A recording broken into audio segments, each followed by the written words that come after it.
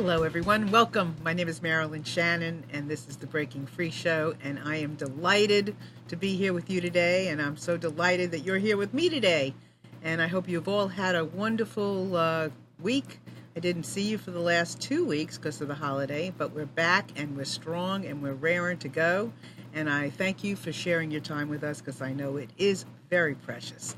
And I want to welcome Amnon, who is our producer. Hello. How are you? Fine. So how were you how was your week? Last week. It's been great. What did you do instead of doing the show? Last Monday? Yeah.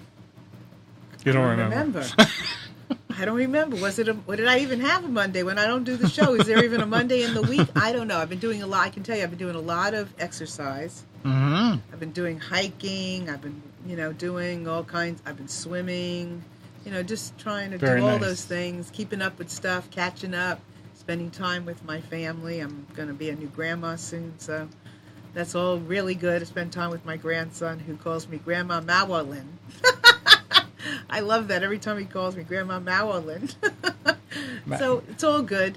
And you? How about I've been you? doing fine. And last Yeah? Monday, it's a good thing you decided not to do a show last Monday. Why? Because I forgot all about the fact that at 12 o'clock I had to be downtown for a ceremony.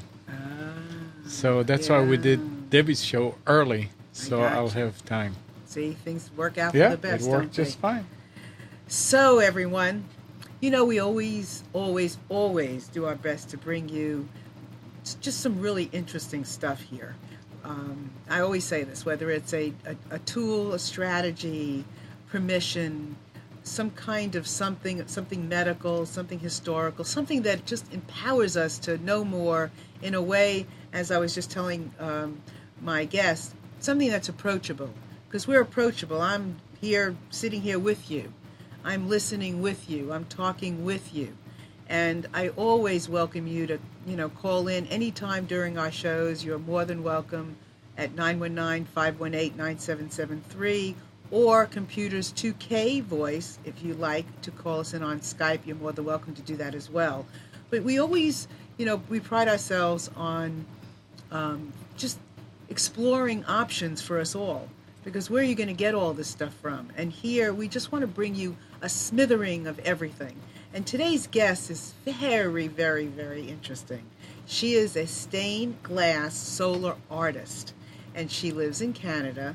Her work is all around the world. I was just chatting with her a bit. She has work in the United States, which I really, really want to go see, because seeing some of her photographs, they're amazing just in a photograph. And she's got work in Canada. She has work in Europe. She's really so interesting. Her name is Sarah Hall. She's well known internationally. She's won all kinds of awards. She does her fabrication in Germany, which is very interesting. So she lives in Canada, but does her fabrication in Germany. And I'm going to just bring her on and let her talk about herself, because who better to talk about her than her? So let me introduce you to Sarah Hall. Sarah, welcome.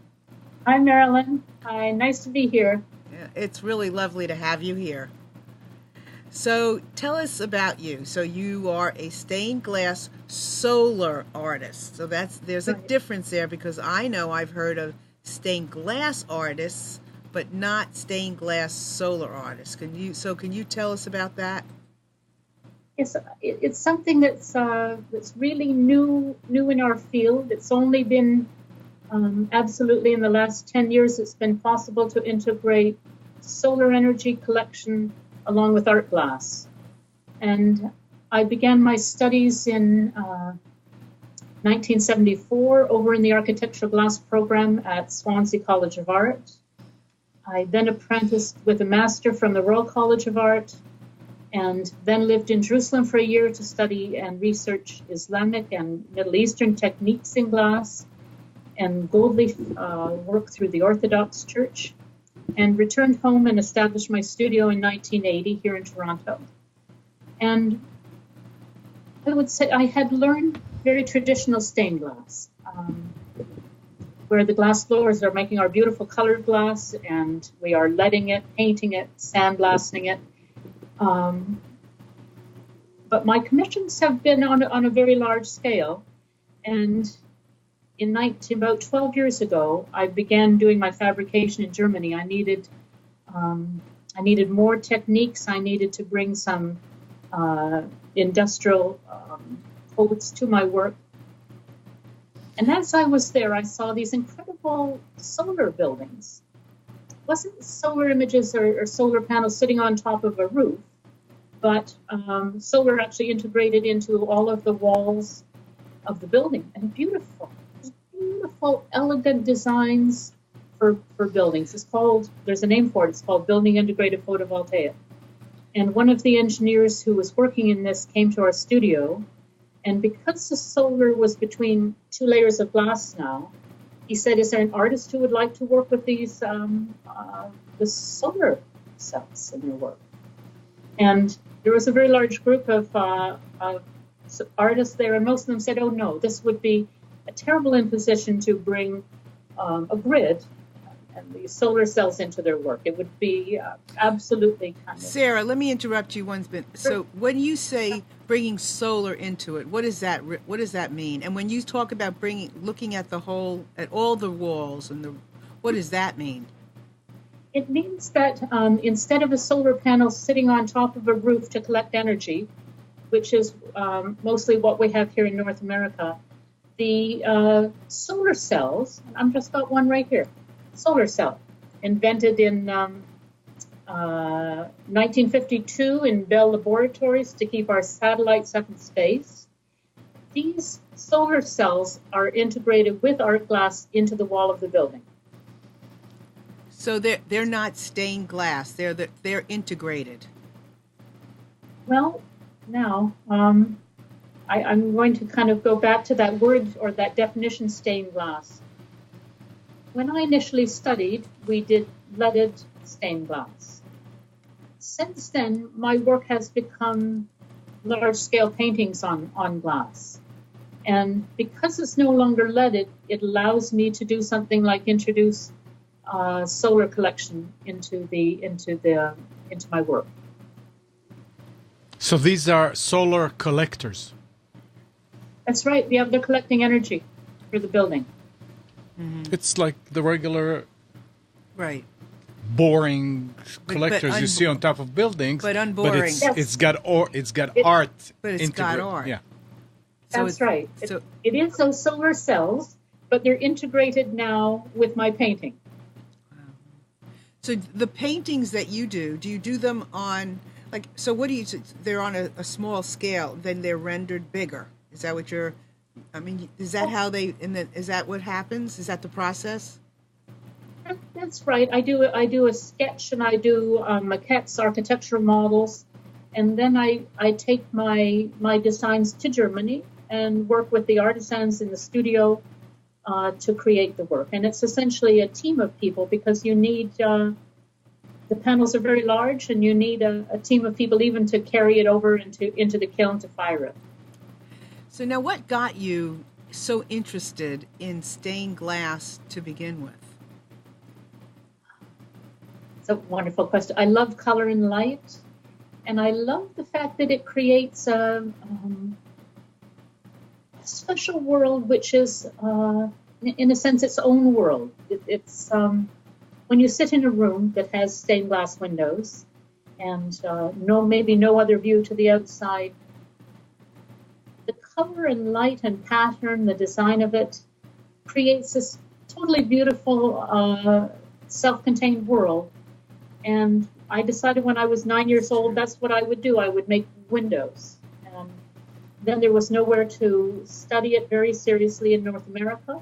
So I then went off to Swansea College of Art and studied architectural glass. You know, that is so true. I never thought about it that way, but because when you look at stained glass, I mean, there's a dimension to it. You know, there's the light and, you know, there's all these beams and things coming off. So it does create like your own world. And especially that passage of light, when light comes through those colored panes, there's just something absolutely beautiful and special about that world that is created. And this is what I wanted to do from the time I was 9. So describe that world, the world as you see it, that world. I think early in my career, I was very interested. My work has always been part of buildings, and I would really study how the light was affecting that particular room and talk with the clients and create something very special.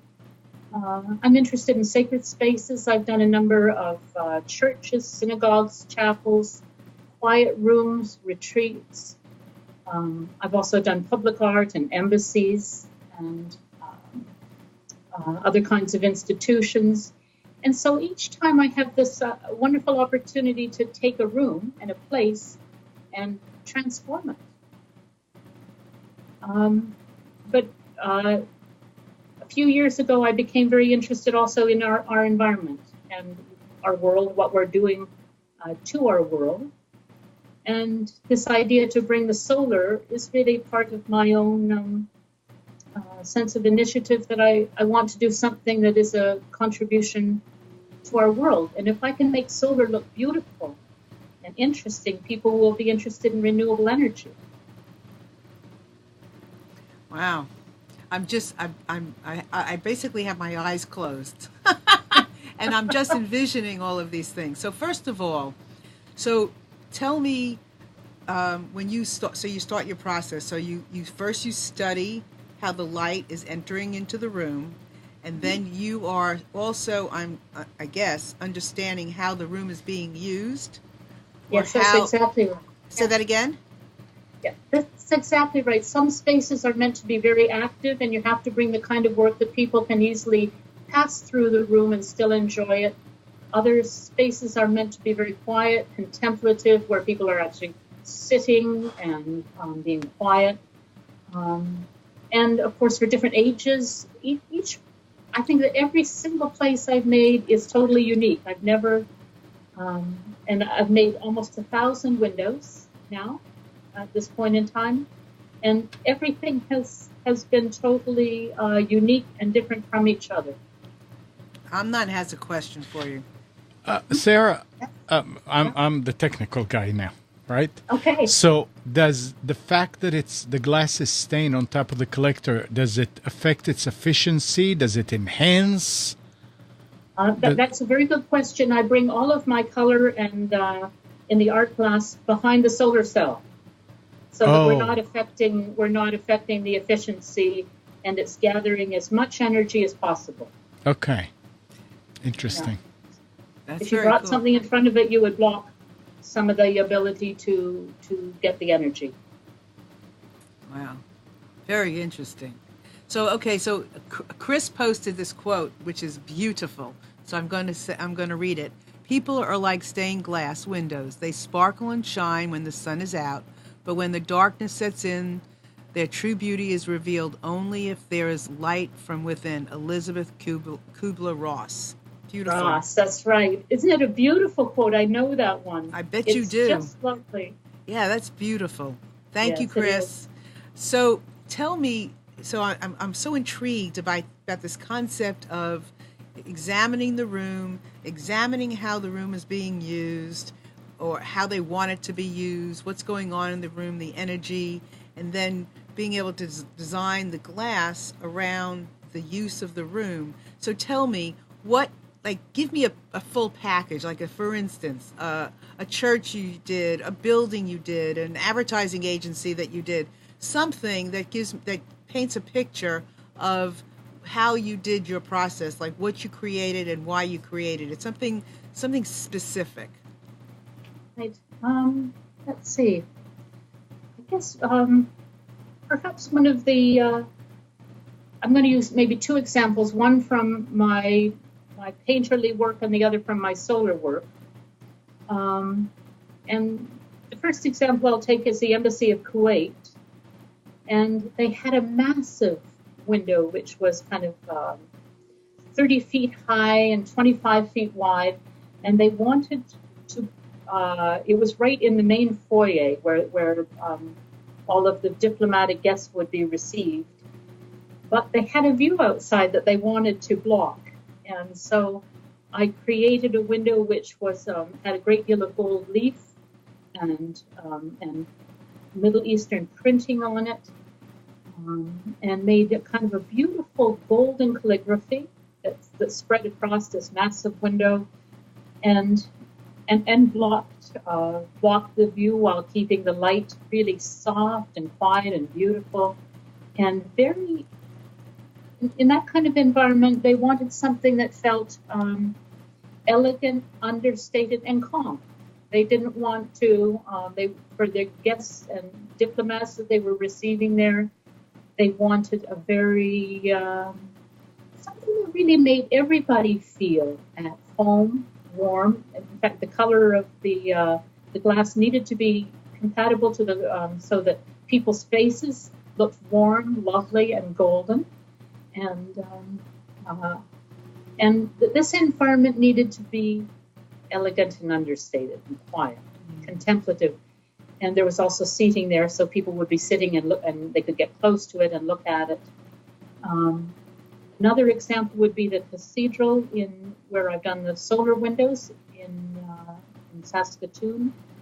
They're 200 or 300 feet from the ground. They're 37 feet high by 12 feet wide each.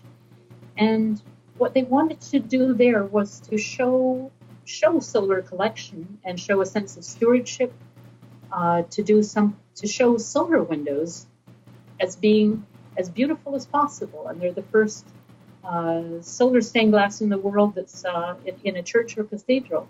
So they wanted this to be a kind of outstanding and beautiful example of solar, and it's viewed from a couple of 100 feet away. So talking to the clients and finding out both what they want and who they are. I think that my work is really in finding who they are and finding a visual expression for that they love to present to the world. Beautiful. That's beautiful. And what is who inspired you? I am terrifically inspired by many painters, and I love the medieval stained glass windows. I love the medieval paintings. I love contemporary work. I love Matisse and Rouault. But a really very particular inspiration is my teacher, Lawrence Lee. He was the master from the Royal College of Art, and I apprenticed with him after art college. And the way that he taught me, he was just one of the kindest and most generous, but exacting people I'd ever met. And so it was when you learn with a great teacher, you feel that you have to, for the rest of your life, you have to carry on doing the best you can because they have given you their time and it's been so precious. Right. And then you become the great teacher. Well, maybe when I get a little older. Let's not rush it, right? Chris is asking a question to you. She says, how does stained glass play a role in healing people's emotional upset and bringing calm and peace? How does it do that? I love that question, and I truly believe that color and colored light has healing properties. When I create a room which is for people who need calm, and the room has a lot of blue glass, and they sit down there, they really do calm down. I mean, I'm sure that if you took their pulse, you would find that actually people sitting in a room with a kind of a wonderful, calm blue light are feeling calmer. Other people need energy, and you can use reds and yellows and oranges, the warm end of the spectrum, to help give people energy. And yellows are wonderful for helping kind of to bring intellectual capacity. Green has a wonderful healing sense. It's in our stained glass windows, so we often don't have just purely one color. And so, but a lot of my work tends to be predominantly one color mixed in with others to help it feel really alive.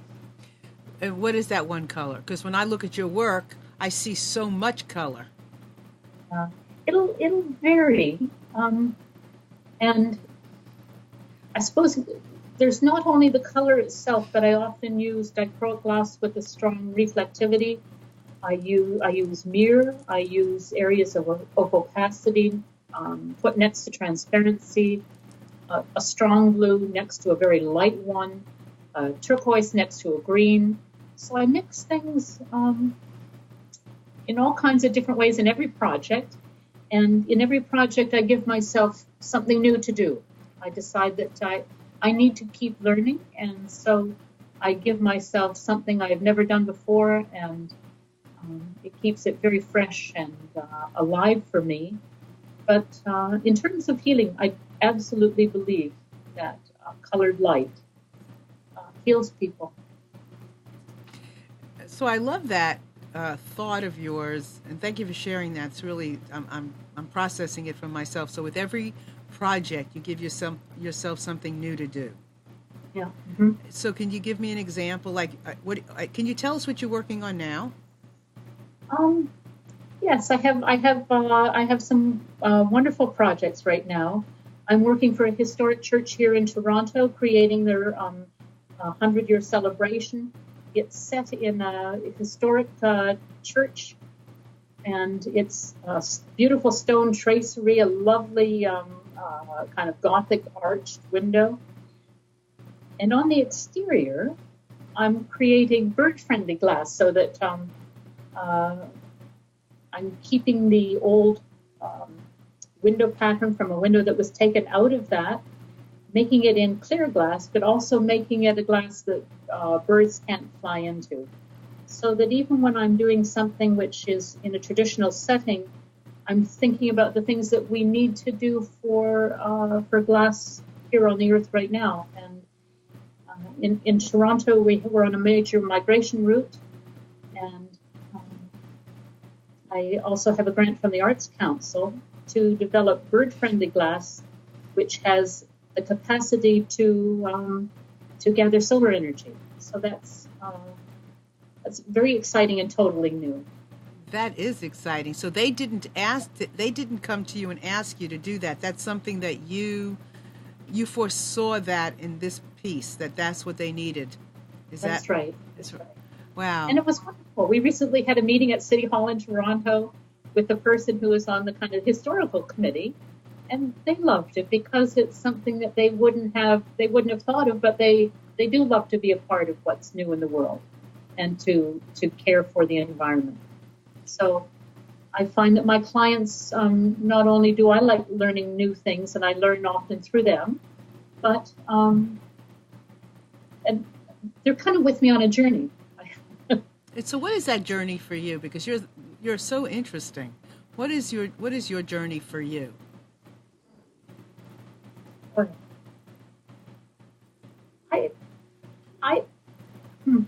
That's a very good question.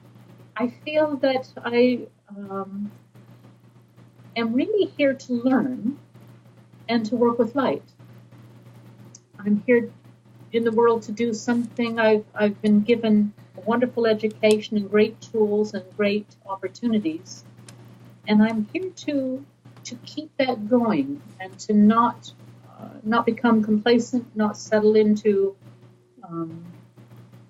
creating designs that are kind of convenient, but every single time to kind of open it up and push a little bit, push myself, and bring my clients with me. And working with life, I mean, and you have a I would say one of the like a positive outlook on life. You know, yeah. I could say work with life to someone, and they would go, "Oh gosh, work with life. It's this, it's that. There's nothing to do." Blah, blah, blah. But you see life from a colorful perspective, don't you? And from an endless possibilities. I do, and I feel that we need to push that. I could certainly get depressed reading the newspaper, and I do get a little down. But then I think that we have a responsibility to keep moving and to bring about the best that we can with the tools we have. I like that. I'm I'm going to borrow that if I can. Work with life. Sure. Yeah. Yeah, I like that. So I'm going to show some of your. So here I have a question before we go on. What is your favorite color? I don't necessarily have a favorite color, really.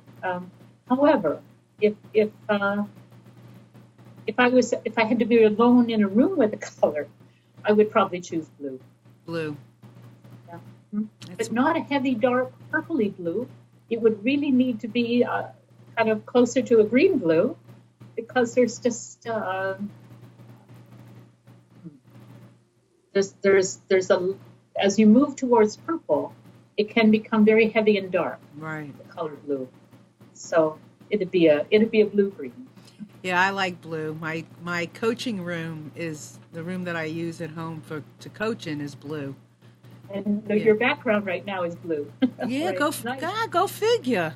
And I look good wearing blue. I just like blue. Yeah. So that's man. I like blue. I want to show some of your work, and I want to know. Okay. Oh, you know what? This is interesting. Chris is asking. This is very interesting because I was going to ask you something similar. She's asking if you listen to music while you work in your studio. And my question was, well, that's her question. Do you listen to music? But my question also was, have you ever done art that coincided with music? Like, was there music going on in the background at the same time people were watching your art, and did it play together? Oh boy, that's a wonderful question, and you really tapped into something important for me. I listen to music all the time while I'm designing. I love contemporary composers like Arvo Pärt and John Taverner. I also had a favorite composer here in Canada, Oliver Schroer, and we often did collaborative things together. We did, he did concerts in my studio. He wrote songs for some of my pieces, and I created art for some of his songs. So it's a little tough. He died 3 or 4 years ago, and at a very, very young age, composing right to the very last day of his life. And it was a very special time. You know, recently, I'm sorry to hear that, and I bet that it was just an amazing. You can't do it again the same way. It just had Probably to. not. It just had to have been that way. But I know that recently, which was amazing to me. I'm sure there are people out here that it's not so amazing to, but during the Christmas holidays, we love to ride around and look at the lights, and a lot of the lights are digital to music. Right. Yeah, and that's pretty cool. Yeah, it is. And I have an interesting project right now I can tell you about in Milwaukee at an old brewery, where I'm doing a kind of a new skylight for them. And in the cupola, the glass cupola above, I'm doing an LED lighting program, which you'll be able to see from the exterior at night. So it's really special. There's kind of the stained glass will be not exactly traditional, but it will have traditional elements to it for the skylight. And then these LEDs will form an incredible light show for the passers-by at night. Wow. So how many projects are you working on at one time? Usually about 5. But some of them are very long. Some of them take a couple of years to finish. And so 5 is really quite enough. So you have an extraordinary amount of patience. I think I do. It's I think that architectural glass tends to attract people who have a certain degree of patience. It's not art that happens immediately. There's a great deal of it's a rather reflective art. You have time to kind of sit and watch things develop, and time to talk to people and to develop your work with architects, clients. and the building itself. There's so many pieces. Yeah, right. Yeah.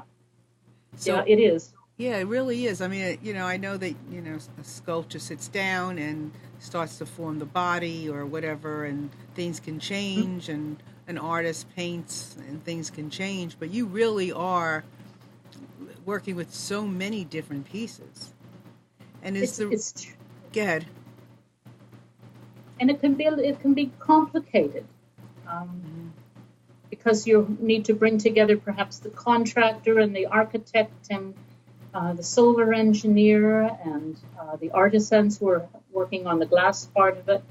Everybody is part of this conversation along with the clients of the building.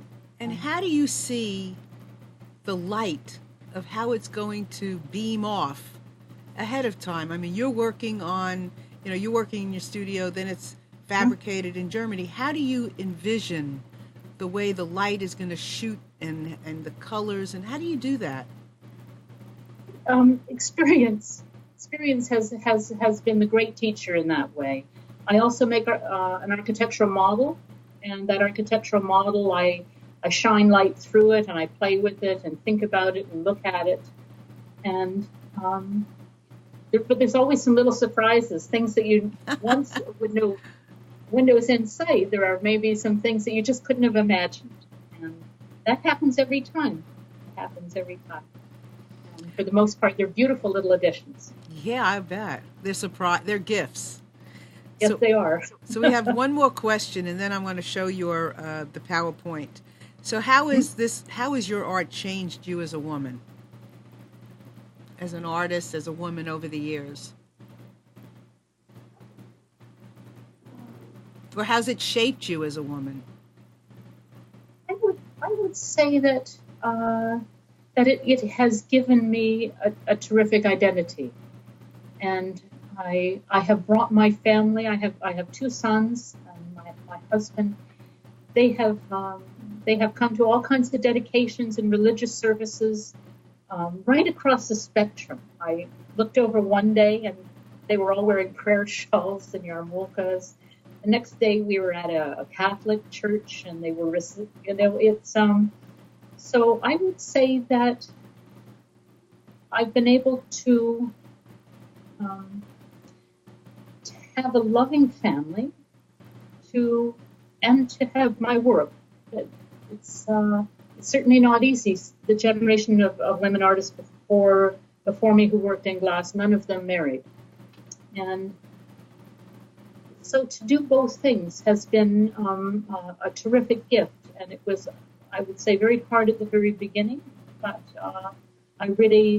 I'd come home with a great education. I loved what I did, and I didn't want to give it up, and so I really have to thank my family for kind of being supportive and coming with me to hundreds of dedications and being supportive of my work and my travels. I would have to agree to that, certainly. So now let's go and share some of your pieces, and you can describe them, and there's several of them. So if you think we should pass one by and to go to the next one, we can. So we'll start here. Okay, we're here in the studio, and I'm creating glass samples and making a full-size drawing for a solar project. And if we can go to the next one.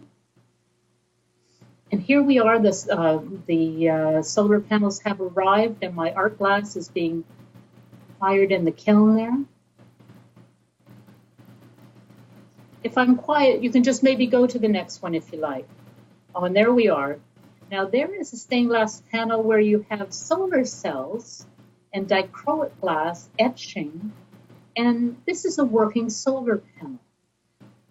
There were 12 of these panels that were created for Regent College at UBC. Okay, next. There we are. There's those panels. It's a wind tower. It's won an award from the American Institute of Architects for a sacred landscape, and really the first in North America that takes solar cells and art glass and brings it together.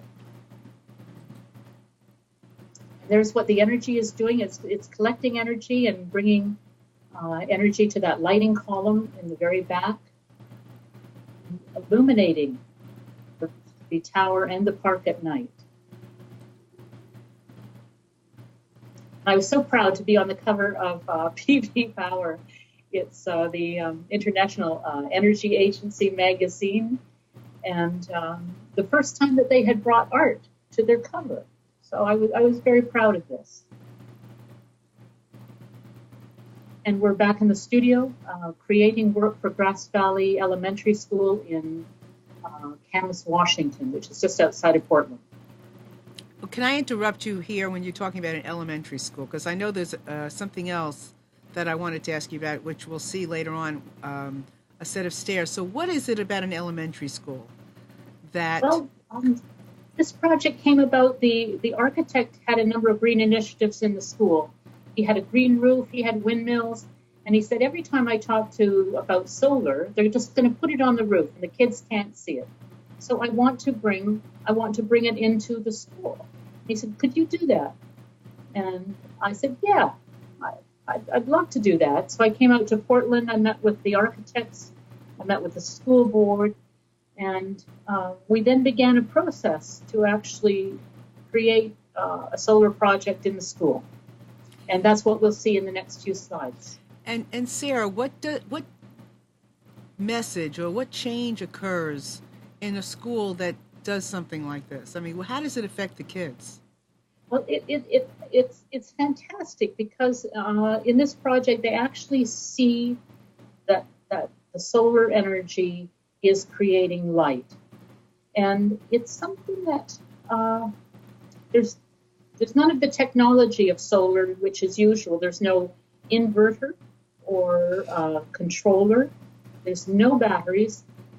There's a big orange cord that simply goes from my my art solar to a fixture that I've made on the wall in the hallway, and it's an incredibly simple and clear demonstration of solar. When the sun is shining, that fixture's on. When the sun is gone, there's no light. So really, it's a demonstration. I mean, they can actually see how things are being done, and they don't have to just listen to somebody tell them it's being done. They can be a part of it being done, and they know it's being done and that it's really a process. That's right, yeah. It's fabulous. Mm-hmm. Okay, we'll see the next one. Okay, so we've got the installation there at the school for their main stairwell. And there's a lovely shot from the exterior. And you can see the cells. I think of these a little bit as a kind of, they're these wonderful color blocks. And it's a little bit like Lego. So I've kind of taken a child's toy and turned it into the basic idea for the stained glass window. Oh, this is just magnificent. Do you go to the installation, Sarah? I often go. It depends on how far away it is and what other projects I have. But here's the kids on the stairwell, and they just we haven't had any vandalism. There is an incredible sense of ownership, and yet it's a public school. And there's one other thing I'd like to say, Marilyn, was that as we were doing this project, there was a suburb right beside the school which had an ordinance against solar panels. And they gave us a bit of a problem for a while, the fact that we were going to be putting solar panels in the school. But now that they have seen how beautiful it can be, they have withdrawn their bylaw against solar. I can't even imagine why they would do that. I'm sitting here and I kind of did something with my arms, and Amnon said, "Are you cold?" I said, "Well, no, but I might have just had the chills from what you just said."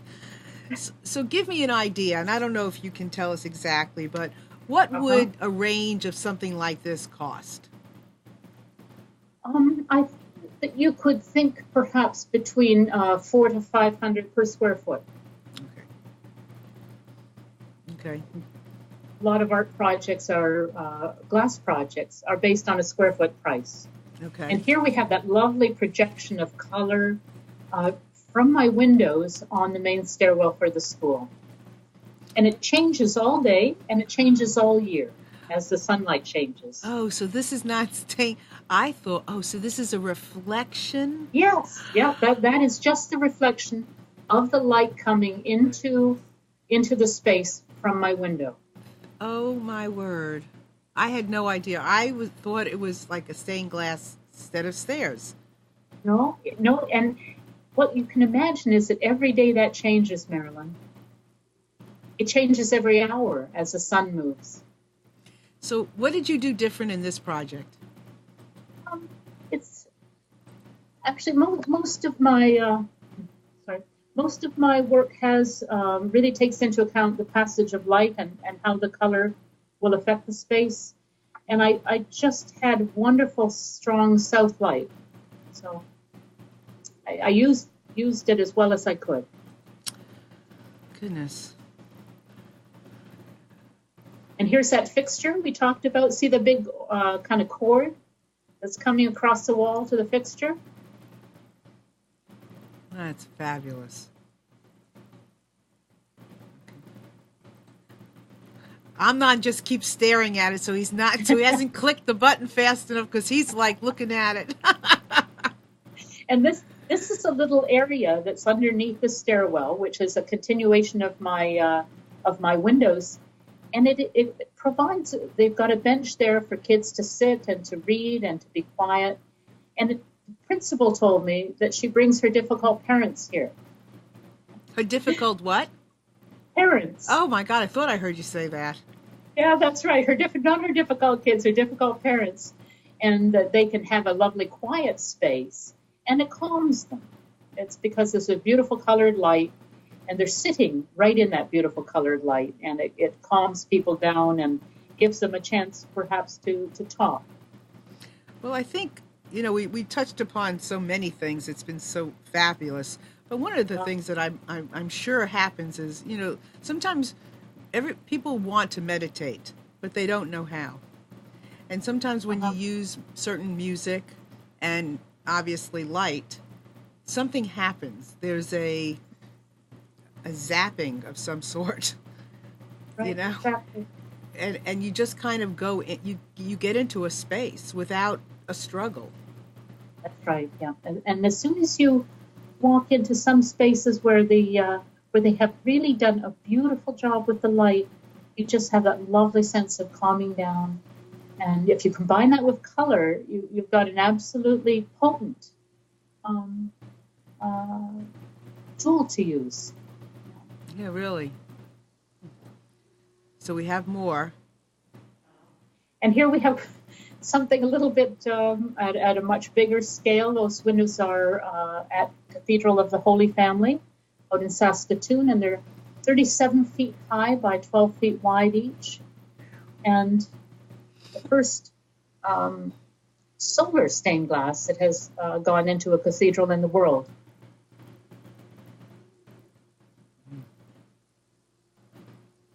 And here we are creating the art glass at the studio.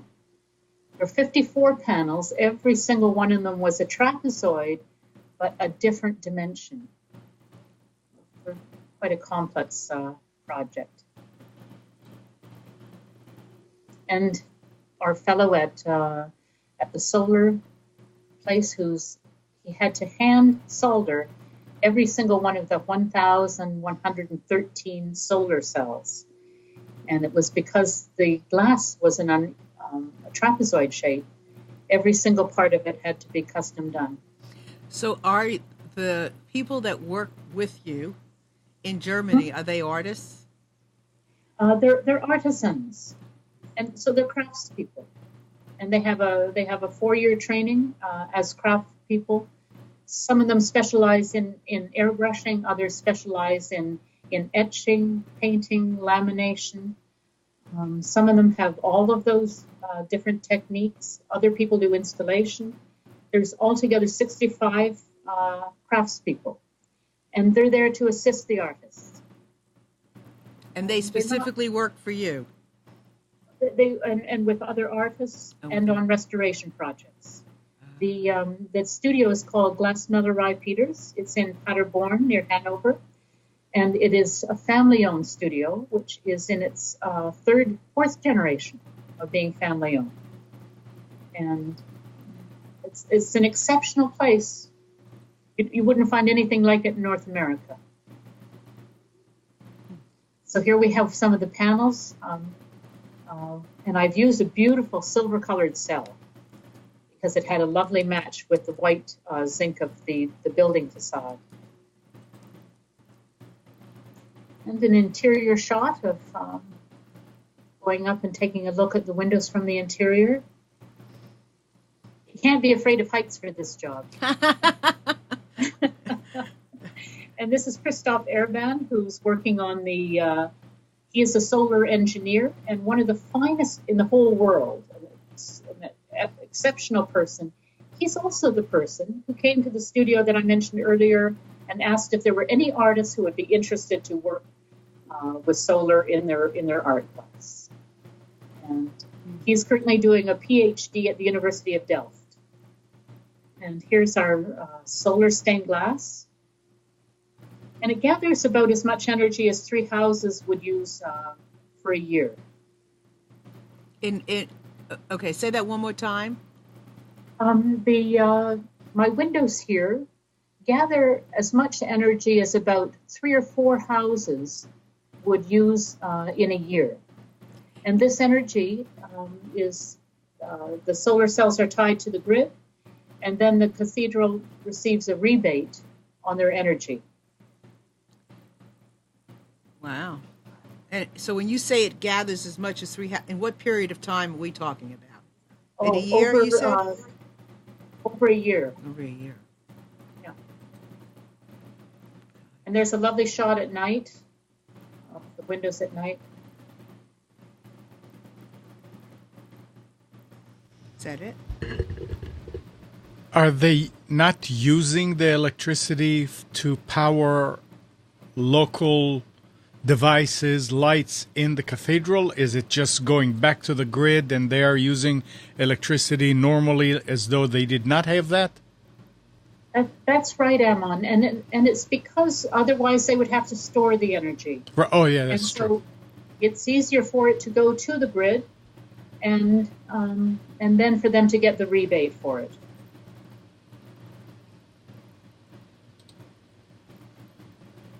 And there we have Saskatoon is the sunniest city in North America. And I saw this on somebody's Facebook page, God Goes Green. I didn't make up this design, but I loved it. And so I've included it in the presentation here. I think it's wonderful. It is just perfect. I mean, it's perfect. And here we are. I'm back in the studio creating the full-size drawings for my project at Harbourfront in Toronto. Harbourfront is a theater. Is there a project that you've done in all of these years, like just one that you just love the most out of all of them? No, I love. They're my children, and I love them all. It makes perfect sense. I would say that there's a number of pieces that were kind of breakthrough pieces, and I particularly remember and feel close to those, but I don't have a favorite. Chris is asking, she said you did a beautiful glass wall with a yellow background and a tree. She'd like to know the story behind the design. One of the things that has become really interesting in the last while is that in sacred space, many people have been interested in the idea of a tree of life. And of course, in both in the New Testament and in the Torah, we have this tree of life. It's in Eden. For Christians, it's also in Revelations. There's this beautiful text throughout the Bible related to trees and sacredness. And trees, I think, have a special place. They inhabit both realms of both heaven and earth. They're rooted in the earth and they reach towards heaven. So for me, this idea of of trees and life are particularly, it's beautiful to bring that into a church because we bring nature, we bring shelter, we bring a reminder of our stewardship. It's wonderful for me because so many different people relate to it. It's not a religious symbol that some people cannot relate to. Right. For me, it's a world symbol. Right. It's universal. It doesn't sit in one religion. Right. Yeah. And that's why I love it for that reason. Mm-hmm. And I love water for that reason too. Yeah. Now this is a beauty. What is this? Okay, we're looking at just a tiny section up on the easel of my work for Harbourfront in Toronto, and it's all painted, and they put it up in natural light so I can see how things are working. And if I don't like a particular panel, we take it down and make it again. And so we're looking at work put up on an easel so I can judge it in natural light. But you are a busy lady, aren't you? Well, it's good for me to keep busy. You're fascinating. And here, go ahead, Marilyn. No, I was just saying you're fascinating. You're just a beautiful guest. Let me say that right up front before the end, and we're almost at the end anyway. So let me say it.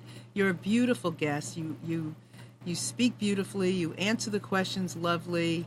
You're sharing just something so magnificent in such a way that you've made it so comfortable to connect with it.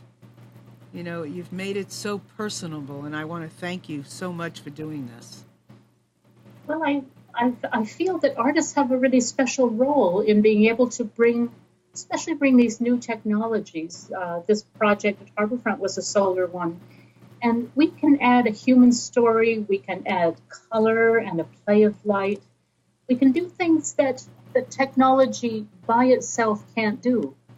And if we make it beautiful, I think that we can bring it ahead in the world. So this one is, thank you for saying that. And I know we only have a few minutes left, so tell us and tell our audience where they find you and what will they find when they find your work online and your books and all of that. Well, my website is probably the very best way to get in touch with me, and it's sarahhallstudio.com, and the Sarah's got an H in it. And I think that people on there can, they can also contact me and reach me. They can see my solar work. They can see the books I've published and read testimonials and having a little bit of an adventure for themselves. And if they have any questions, they can get in touch with me. Do you do any residential work or mostly commercial? No, I would say it's mostly institutional, and I feel more comfortable at a larger scale. Mm-hmm. So, this theater. Wait, can you go? Wait, go back to that theater, Amnon, for a second. Yes. Was this the theater? Yeah. What is that? We have solar being collected, and it's sitting right on Lake Ontario. So we have this lovely water image that culminates in 360 photographs of the relationship of our human relationship with Lake Ontario. Well, Sarah, you are just fabulous, and one of the things that just struck me is you are. I thought I was a good listener, but you are the queen. I will turn it over to you because you are listening to so many things that it's phenomenal. I mean, you're listening to everything that you need to listen to put these extraordinary pieces of work together. Well, thank you so much, Marilyn. It's been an absolutely wonderful pleasure talking to you, and it also it feels so supportive. You're listening to my story and to and being interested in the work I'm creating. It's really, this is the bird glass, and what we want is to kind of save bird lives in Toronto and collect energy for the building and to show a new way to live. And you're going to be doing that for a very long time, I see. And I for one will be looking at glass in a whole new way, and looking at the glass to be able to kind of take me in, to be able to kind of envelop me and have me be part of the experience. So I want to thank Sarah for being here today, and I want to thank all of you for sharing with us, and for being here and for being part of this experience, because I really believe that this has been a universal experience today, having us all together. Thank you so much, Marilyn. Yeah, it's been great, Sarah. You're really a terrific guest, and you've shared so much about your work. So I know you've got lots of projects on the horizon and you're doing things. Is there something that you would like to do, some kind of institution that you would like to do that you have not done yet, that you have an idea, or something that's kind of festering but you haven't had that chance yet? There is one thing coming from me which I am incredibly excited about, and that's an exhibition at Chartres in France. It's a solo exhibition, and I'll be the first non-national glass artist to have a solo exhibition there.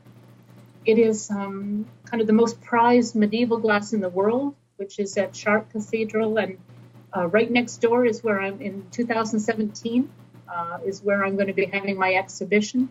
And I will bring together so many of my different ideas and color and light and technology. So, and I'll be able to share that in a new way with people. 2017. That's right. Yep. Ooh, wait. What is that? I'm going to send you an invitation. You better. And I want everybody to know that Sarah has invited me to Toronto, right? Yes, that's right. Next June. June 20th. For a stained glass tour. For a stained glass tour. So I think we should take a little. I really want to do that. I think this is. Oh, there's something just so amazing about these pieces. What is this? We're in Arizona here at St. Barnabas in the desert, and this is my fire flower, and it's a. I went out to the desert and made all kinds of drawings of the plants I saw, and came back and created 36 windows that are based on these the drawings of desert plants. This is one of them.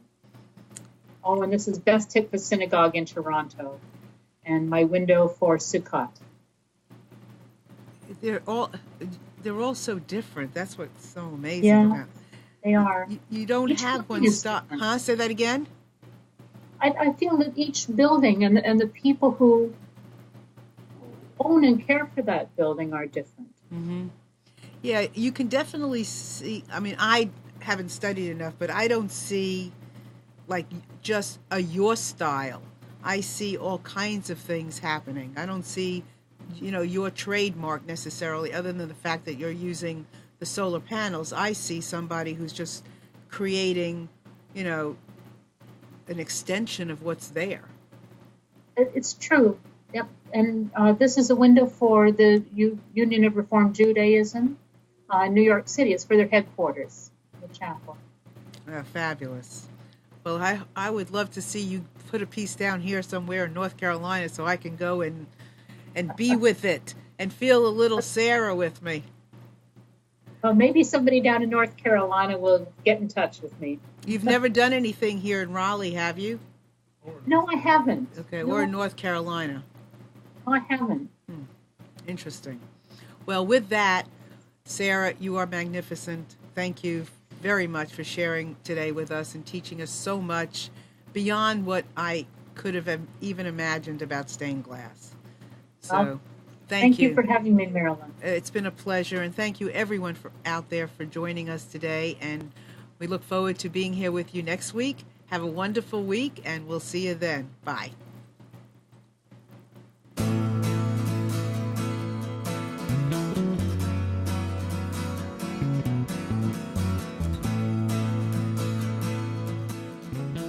You are tuned to the Nissan Communications Network.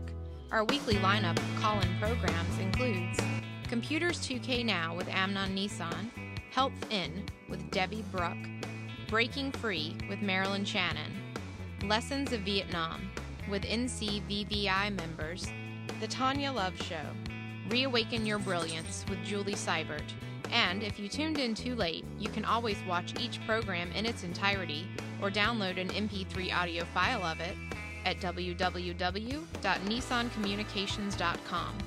Sponsored by Atomus.com, makers of quality video recorders and converters for professionals. ThatVidBlasterGuy.com, CarolinaApparel.com, and DeltaForce.net.